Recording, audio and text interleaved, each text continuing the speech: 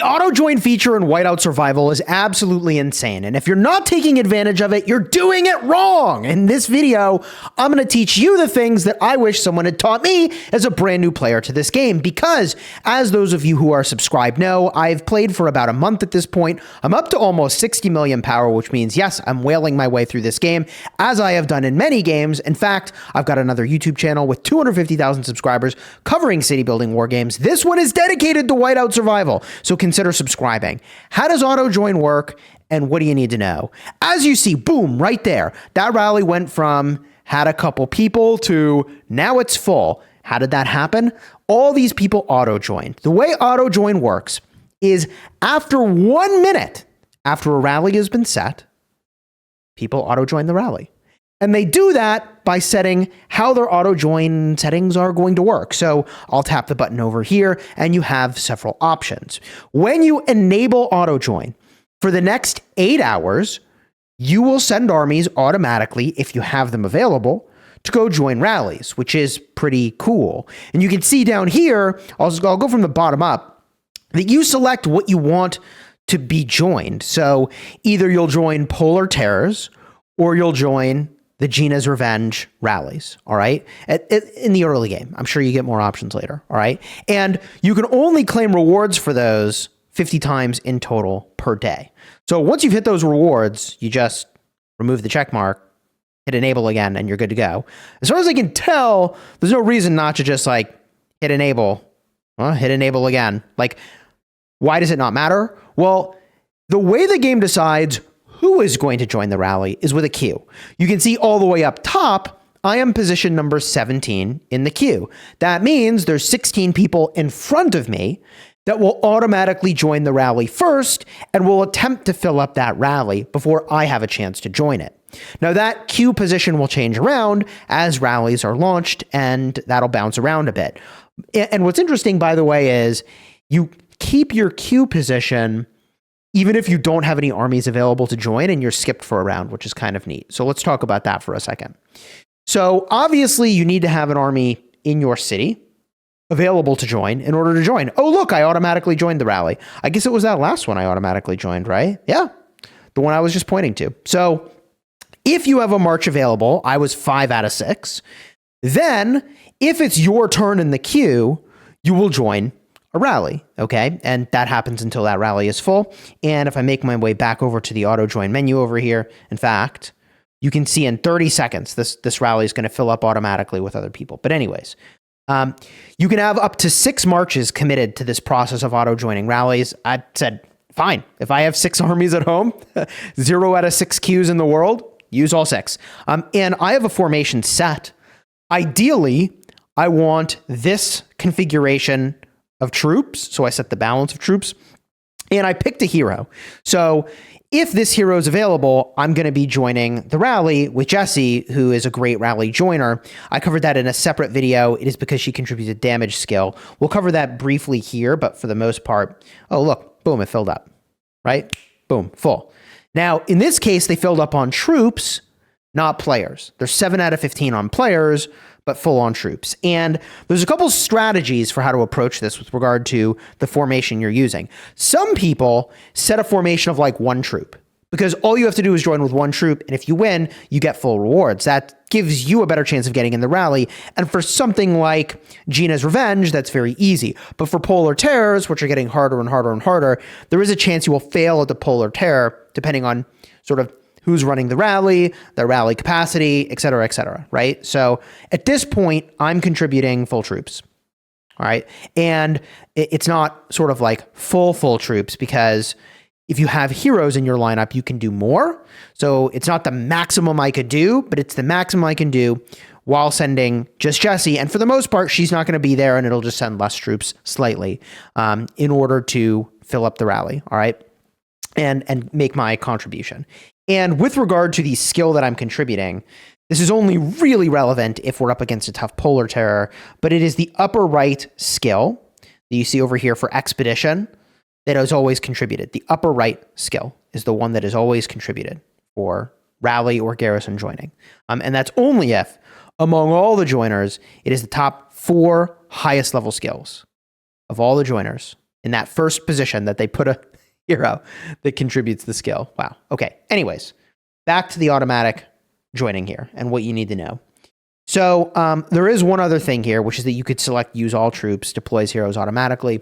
You totally could do that. I didn't want the wrong hero to get deployed, which is why I didn't choose that in the choose troop section. Holy complications. Yeah. I mean, just to keep it simple, the way I've got it is how that's set up here. And you can see I'm now position 11 in the queue. So it went down because another rally happened that I wasn't a part of. And the next question becomes, when should you run this and what's it really good for? And in my opinion, what you don't want to do is say, I'm just going to leave my troops home and I'm going to have auto join running. By the way, thank you for subscribing. I'm just going to leave auto join running and hopefully I join some rallies. I don't think that's the way to use this. You can, and if what you really care about is making sure you're joining these things, you can, but I think the better way to do it, because like, bro, I'm getting a lot of resources right now and maybe I don't need resources, but you need a lot of resources in the early game. But I find the best use for auto join is to send out your gatherers. And if you forget to open the game to send them back out again when they return home, great news, they're going to be auto joining rallies. And I think that's the best use for this. I went a full night where I was like, okay, what I'm going to do is go to bed and set 5 armies to gather and 1 army to auto join. That's the way, right? But like overnight, not that many rallies were being run. So the weirdness is that like during the day, if you're running this, obviously more rallies are run, but also there's more people in the queue. So that means your army is just sort of sitting there doing nothing in your city for potentially longer. So I like this as sort of a spot check for like, hey, I'm not available to send my gatherers back out again. Maybe my troops will join rallies and maybe I'll get some rewards, which is pretty handy, right? And that's my perspective on this feature. Let me tell you, I've been in this genre for 6 years, and this is one of the coolest automation features I have seen. It is really, really awesome, and I really like it a lot. I am used to sort of manually having to join literally every rally that gets set, right? There is another feature, by the way, that is very important, and it's not auto-joining rallies, but it's auto-hunting. Now, auto-hunting is not a free feature. In fact, if I go to the shop, if you spend on the $10 monthly card, you can auto hunt. Whether or not this is value to you, I don't know. I really like the stamina cans every day. So I'm just going to slam dunk on this one. I don't know if that percent value is like necessarily fully true to what you need. It all depends on how much you need these custom resources, right? But the point I'm trying to make is that you can get this auto hunt feature. And how does that work? Well, now you can send armies over and over to hunt beasts, and there's the button for it. So auto hunt is really cool. You basically select a level range of what you will accept. The reason you would pick a bigger level range is that, okay, you know, level, let's say 14 is lower, right? And I could go all the way up to 21 at this point. The reason you'd pick a bigger range is that you don't have to walk as much, because what's going to happen is in the search area you select, so up to 150 kilometers from your city, you're going to be sending an army to go hunt. In fact, you could have up to 3 armies, beasts that are in a configuration that you determine up here. So I can set, let's just call it 19 to 20. So even though 19s give less loot, you might say, minute for the speed. You do the search area. You check your hospital capacity, so they don't want you to overflow your hospital, because you do take a little bit of damage depending on what you're fighting, right? And you can even automatically consume stamina, which is like so good, right? So you don't have to sit there reopening stamina potions. But if I check the box over here, now it's going to automatically open stamina as it's needed. The tuna cans, baby, to refill the stamina and keep on going. And you set what army you're going to use.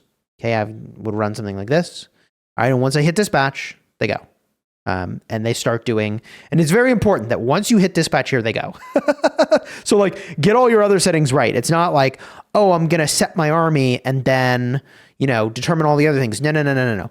You do all the other things. And as soon as you hit go in what the queue is, like, boom, they're going and they're doing that. Right. And that's how that works. It's very good. What is this good for though? Like specifically, when is this good? Events, in my opinion. And as a new player, the time where I think it is best is, I would argue, very obviously, for Gina's Revenge. And if I go back to the calendar and I scroll on down, we have Gina's Revenge in just a couple days. When Gina's Revenge shows up, I'm going to finish off my Gina. I wish I had done it sooner. I saw an infographic that said a certain number of days in, we'd be getting Gen 2, but I think it's going to be much later for our server for whatever reason. Doesn't matter. Point I'm trying to make is that I am going to auto hunt to get the horns here, and then I'm going to rally them down. And what I have learned from Gina's Revenge is that although you can get rewards from 50 other people running those rallies, chances are that you're not going to get that much loot from it in any given day. And so if you really want to accelerate your Gina to completion, which I use her in Arena. What are we talking about? I should have done this the last time this showed up, because now I definitely have the cans for it. I would 100%, I'm just going to auto hunt, get a bunch of these. Then after I've got these, I'm going to start rallying them down. And of course, I do all of that using Gina because she gives a stamina cost reduction. And I feel like that's the best part about the whole thing, right? Is that when you join other people's rallies, it doesn't cost you anything. So whatever. But when you're auto hunting, this is really nice because yes, it can be a pain to sit there and it's very much a pain to manually send out every single beast you want to hunt for obvious reasons. That's really a pain. But Gina, if you're running her, you can get a couple benefits. First of all, 20% stamina cost reduction is just, dude, 20% is massive, right? For every, 4 polar terrors, you can get a 5th one for free compared to the full cost of doing it, right? For 100 stamina, you could do 5 polar terrors if you're using Gina, 4 if you're not. So obviously amazing. And then the march speed is really good, especially when you're auto hunting. So she doesn't have to be max star level for all of that though, but I'm going to max her star level, like I said, because I'm using her in Arena. And I actually regret having not done that sooner. I said in a video, I was like, you could do this. And I thought I'd get more of them from joining other people's stuff. The reality is that you've got to be the one running the cryptid rallies if you really want to get great loot. So long story short, 2 amazing features that I really enjoy in this game. And I've played a lot of games in this genre, and I think these are very cleanly done. In particular, the rally joining, I think is really, really nice. I can't actually show you the menu. What an interesting way to end it, because there has to be a rally up. Unless you know of a way to set auto joining for rallies, I will pin your comment if you explain it cleanly, please. How I can turn on or off auto joining rallies without actually having a rally to join. There's probably a place for that. What is it? The Alliance War screen, maybe? No.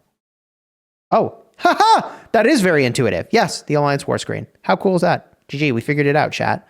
We did it! You and me, we got there. All on our own. All right, cool. And one other thing I'll just do right here. Polar Terror. I'm going to hit this level 5. Those just spawned into our server yesterday. Well, technically, it was last night for me, but the same day for the server. Anyways, I've got this preset. I can hit deploy. You can see the cost went down to 20 because I'm using Gina. And boom, I can run this rally. And once we hit the 4-minute mark, everybody's going to join automatically. So you get 1 minute of priority. Now, to manually join rallies, you get 1 minute of priority. And if you were ever wow, that rally suddenly filled up fast, that's because it hit the 4-minute mark, right? And rallies, by the way, in this game, once everybody arrives and it's full, it just sends, which I freaking love, man. I love that. What a convenience. 3, 2, 1. Happy New Year. Now it's full. Right, there it is. That's it. That's the whole thing. All right, very cool feature. Run this thing all the time. It only lasts for 8 hours after you turn it on, but there's no reason you can't just enable.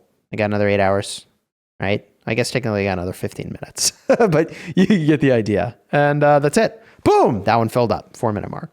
That's the whole thing. All right. And look, it's an incremental gain. I get it. But also, if you think about it, you're going to play this game for how long, right? You can sit there the whole time joining rallies. This is way better. This is nice. Very cool feature. If you want to see a couple other videos about getting value in the early game, in fact, how about avoiding making mistakes? Ooh. Let me know your thoughts about the top mistakes new players make in the card all the way over there. I think you're going to enjoy that video, and I want you to comment on that video with any other big mistakes that new players make. I'm a new player myself, so I'm still figuring stuff out. I didn't figure this out just today. I'm finally getting around to sort of making a video about it, but I'll be honest, I only figured it out a couple days ago, and that's kind of insane because I could have had this running the entire time. And one other thing I will add is that technically, I think I don't know if this works or not on the bear trap, if you can leave it on or not, and that qualifies as a polar terror. But either way, for the most part, for the bear trap, people are filling up those rallies anyways. So I don't know. I would not count on this for bear trap, is what I'm trying to say. GG. Leave a comment on how that works for bear trap. I'll pin it. Until next time, you have fun smashing your enemies. Take care, everybody.